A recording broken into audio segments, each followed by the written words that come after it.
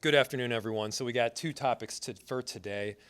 The first one that I wanted to bring up was the ride-sharing ordinance, which is involving a very important legislative action that is likely taking place at the full city council meeting tomorrow. First, I want to give you my position.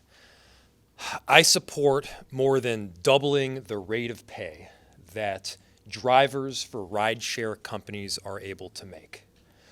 I support making sure that the work that they do is valued and that they're able to get the compensation that is indicative of the hard job that they have. Now, the council wants to take that pay even further to a rate where Uber and Lyft would effectively leave the city. Not only would that not do any good for the drivers because it doesn't do any good to get a pay raise if you no longer have a job, but it's also very problematic for residents of our city and tourists, people that use ride-sharing service in some form. This is people with a disability. It's people of lower incomes that can't necessarily afford to buy a car, and when public transportation doesn't work in full, they need a mechanism from getting from point A to point B.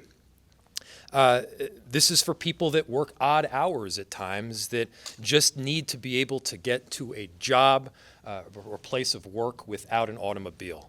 This is also for tourists, people coming to our city for a convention or otherwise that show up at MSP and need to get to a hotel or their convention center. All of these are ways that rideshare is ultimately used, and if this were to leave our city entirely, yes, of course, it's a big problem. Now, importantly, we don't need to choose between giving drivers a necessary raise and continuing to have Uber and Lyft in our city. We can do both of these things at the same time.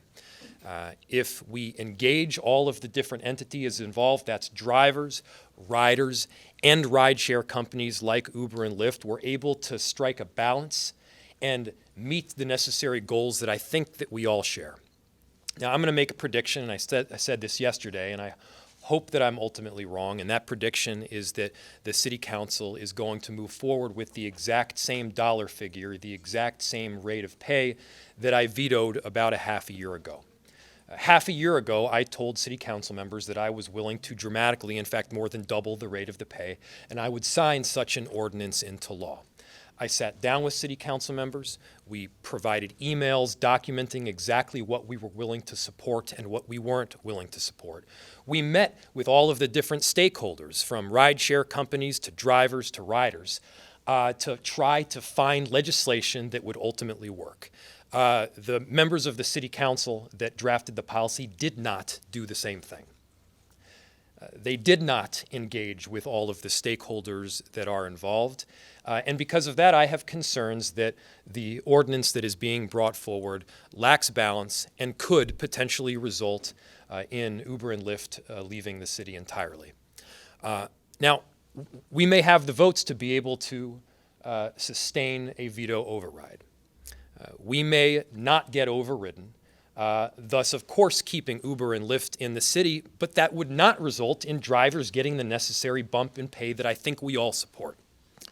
So rather than have this back and forth ordinance put forward, followed by veto, followed by override or not override, we could agree to agree on both increasing the driver pay, in fact, more than doubling the rate of pay, and keeping this very important service in our city. This is what public service is all about. It's about balancing a bunch of different interests for the sake of the ecosystem that is the city of Minneapolis. And so that's what I'm pushing for right now. That's what I'd like to see. I don't know if legislatively we're going to be able to get there, but I just want to call out ahead of time that there is a route to do this right. With that, I'll open it to any questions you might have. Mayor, what's your response to folks who say that Uber and Lyft have made these sort of threats before in other cities and that they're empty threats and the city of Minneapolis should just move forward with this? It's important to look at the specifics that have happened in other cities, and in some instances, we've had ordinances that have passed followed by some form of change in the law or preemption from the state. Obviously, that could happen here as well. The city council could pass an ordinance that's vetoed by me. They could override my veto. Uber and Lyft could leave the city, and a month and a half later, the state could preempt us by lowering the rate of pay that the city council had since authorized. And then, of course, Uber and Lyft would come back to the city. The important thing here is I think the conversation has been made far too simplistic. This is not about do you support driver increase in pay or not support driver increase in pay. I think we would all agree that there is a rate out there. We can argue about what the rate is, but we can all agree that there is a rate out there at which the ride-sharing companies will say, this no longer works, we're losing substantial money, we're out. I say that not because I care about Uber and Lyft's bottom line. I don't. I don't care about their bottom line. I do care about having this service in the city. I do care about getting drivers paid more money. And I do care that the service itself is actually affordable to people that need it. There are other cities throughout the country where the median salary of riders is 15% above the area median income. What we've seen here is that the average annual take-home for riders is about 15 to 20% below the area median income. So in other words, low-income people are using rideshare more often in the city of Minneapolis than they are in other places. Additionally, and I've said this before, we need to be making our decisions based on data. We can't be making assumptions. We need to be making these decisions based on data. In the coming week or two, like in the very near future, the state of Minnesota will be issuing a whole boatload of data that gives real analysis and information about how much drivers are actually making, where they're making that money, and potentially how to better craft an ordinance around it. We should use that data in creating an ordinance. Now, I have a figure that I've put forward that I believe we know will both increase the rate of pay for drivers, and we hope will keep Uber and Lyft in the city. But again, the data is about to come out. I think it makes a lot of sense to listen to it. Mayor Frey, so I think I heard you say like if the state made a law, then the city could maybe go back and lower the rates, just as an example. But I guess my question is about the state and like how much influence that task force was created. How is that shaping what's going on now? So I'm not suggesting that the state would make a law and the city could go back and change it.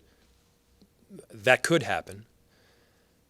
The state could preempt local municipalities from enacting their own ordinances in this field of work.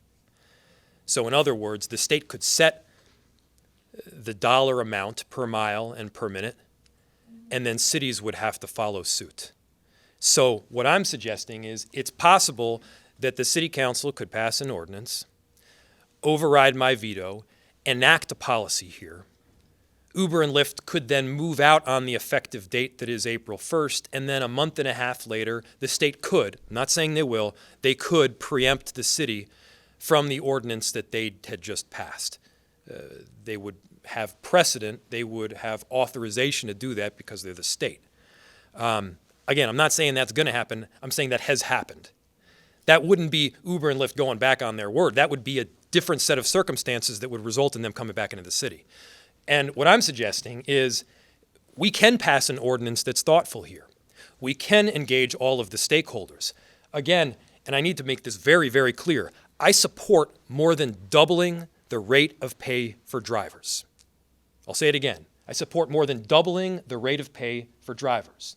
If the city council were to pass such an ordinance, I would sign it immediately into law, increasing the rate of pay for drivers throughout the city and keeping this important service in our city.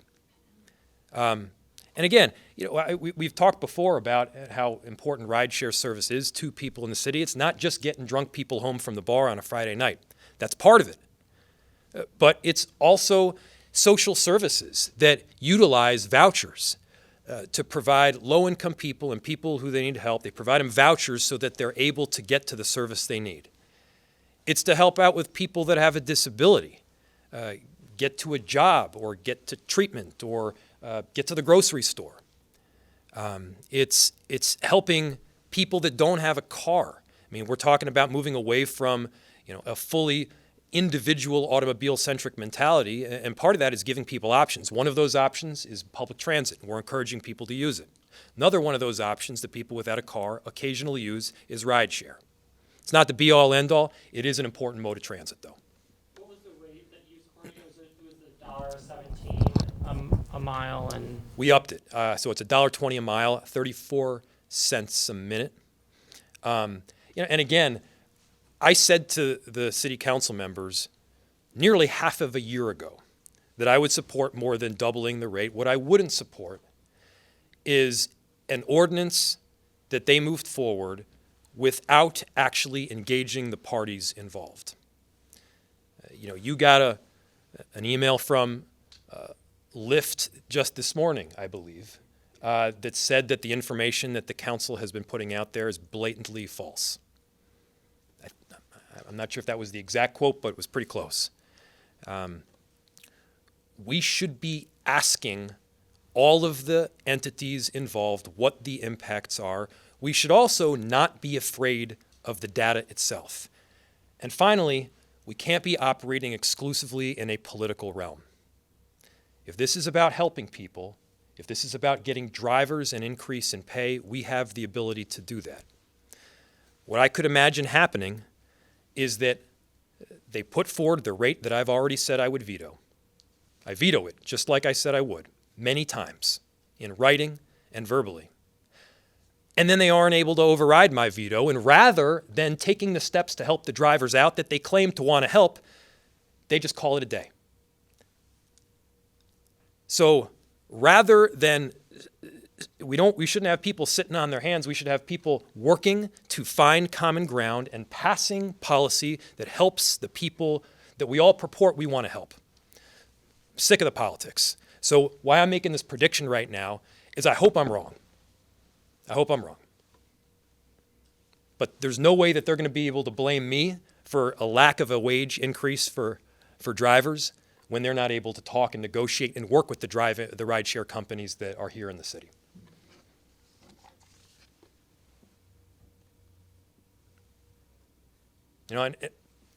Any other questions? Do the rates you're proposing have any other benefits for drivers? Like, is there the $5 minimum, or where can we find the information you're talking about? There is a $5 minimum. I don't know that necessarily comes through an ordinance, but through policy that the rideshare companies have implemented. You should probably talk to them rather than quote me on this.